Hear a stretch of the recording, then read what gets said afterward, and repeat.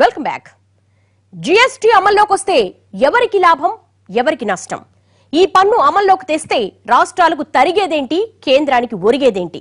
జీఎస్టీతో ధరలు తగ్గే వస్తువులు, సేవలేంటి?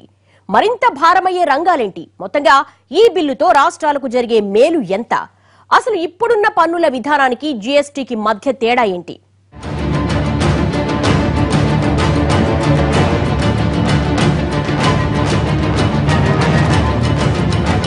127 కోట్ల మంది ప్రజలు, 29 రాష్ట్రాలు, అతిపెద్ద ప్రజాస్వామ్యం.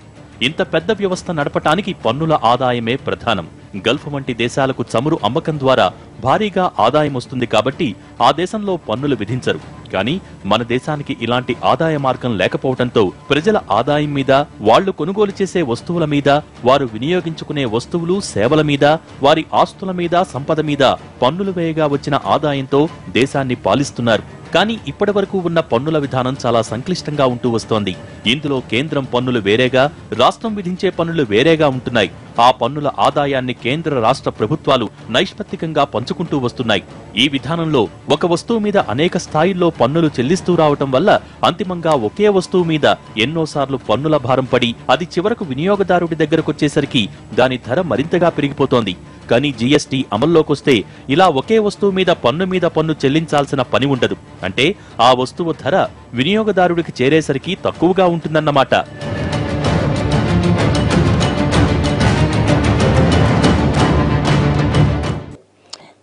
డబుల్ ట్యాక్సేషన్ అనేది తగ్గించడం అంటే మనం రాష్ట్రాల పన్నులు కట్టుకుంటూ రాష్ట్ర ప్రభుత్వాలకి, మళ్ళీ ఇంకోవైపు కేంద్ర ప్రభుత్వాలకు కట్టుకోవడం అనేది అది కొంత తగ్గిపోతుంది.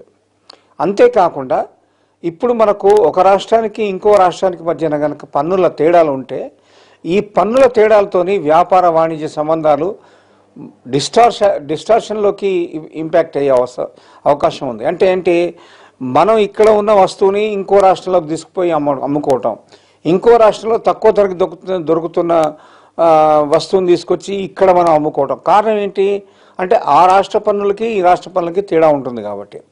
అలా కాకుండా ఇప్పుడు అన్ని రాష్ట్రాల్లోనూ, దేశంలో ఉన్న అన్ని రాష్ట్రాలను కూడా ఏకరీతి పన్ను వాణిజ్య విధానం అనేది అమల్లోకి వస్తుంది. దాంతో ఏమవుతుందంటే ముఖ్యంగా వినియోగదారుడికి, అమ్మకందారుడికి ఇద్దరికీ లాభాలు జరుగుతాయి. ఉదాహరణకు 10% పన్ను ప్రకారం ఒక వస్తువు ఉత్పత్తి వినియోగదారుడికి చేరే వరకు ఎన్నెన్ని ట్యాక్సులు పడతాయో చూద్దాం.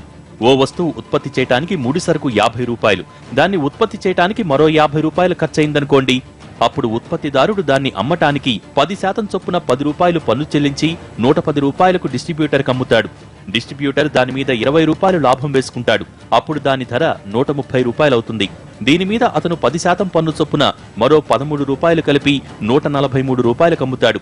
డిస్ట్రిబ్యూటర్ నుంచి దాన్ని కొనుగోలు చేసిన హోల్సేలర్ దాని మీద మరో 20 రూపాయలు మార్జిన్ వేసుకుంటే దాని ధర 163 రూపాయలు అవుతుంది.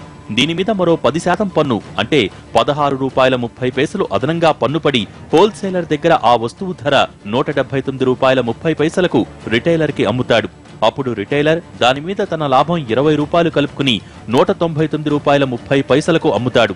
దీనిని వినియోగదారుడు కొనుగోలు చేసేటప్పుడు అదనంగా మరోసారి 10% అంటే 19 రూపాయల 93 పైసలు ట్యాక్స్ చెల్లిస్తాడు. అంటే 100 రూపాయల వస్తువు ధర వినియోగదారుడి దగ్గరకు చేరేసరికి 219 రూపాయల 30 పైసలు అవుతుంది. ఈ విధానంలో ప్రతి చోట చెల్లించిన పన్ను మీద మరోసారి పన్ను కట్టాల్సి వస్తోంది. ఆ మొత్తం పన్ను భారాన్ని వినియోగదారుడే భరించాల్సి వస్తోంది.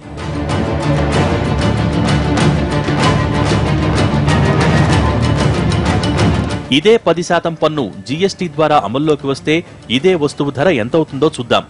ముడి సరుకు 50 రూపాయలు, తయారీకి 50 రూపాయలు కలిపితే ఉత్పత్తిదారుడికి 100 రూపాయలు ఖర్చవుతుంది. అయితే ఉత్పత్తిదారుడు తాను కొన్న ముడి సరుకు 50 రూపాయలు చెల్లించినప్పుడే జీఎస్టీ కట్టేసి ఉంటాడు కాబట్టి అతను దానిపై మళ్లీ పన్ను కట్టక్కర్లేదు. అంటే దాన్ని డిస్ట్రిబ్యూటర్కి 100 రూపాయలకే అమ్ముతాడు. దానికి కొనుగోలు చేసిన డిస్ట్రిబ్యూటర్ లాభం 20 రూపాయలు కలిపితే దాని ధర 120 రూపాయలు అవుతుంది. ఇందులో డిస్ట్రిబ్యూటర్ లాభం 20 రూపాయల మీద 10% జీఎస్టీ చొప్పున 2 రూపాయలు ట్యాక్స్ చెల్లిస్తాడు. ఇక ఈ వస్తువును 120 రూపాయలకు కొన్న హోల్సేలర్ కూడా తన లాభం 20 రూపాయలు కలిపితే దాని ధర 140 రూపాయలు అవుతుంది.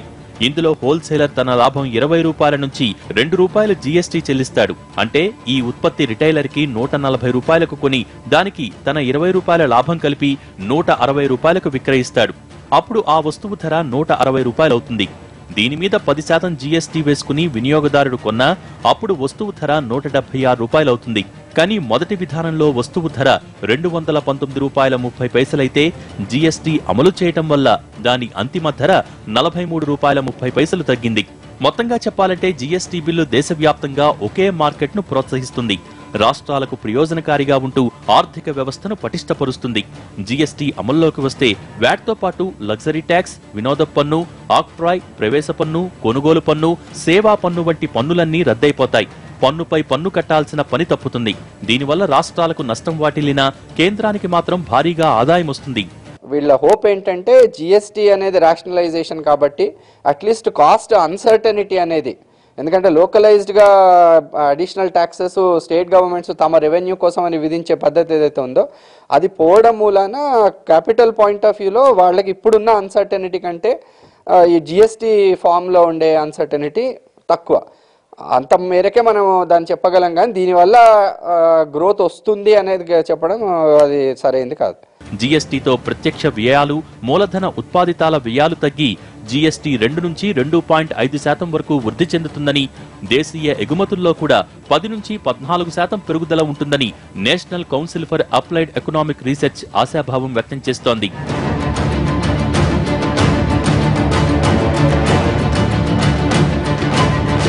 జీఎస్టీ అమలయ్యే తొలి 2 ఏళ్లలో రాష్ట్రాలు తమకు నష్టం వస్తుందని భావించినప్పుడు ఆ నష్టాన్ని పూడ్చుకునేందుకు సరుకుల ఉత్పత్తి స్థానంలో జీఎస్టీకి అదనంగా 1% పన్ను విధించుకునే అవకాశం ఉంటుంది.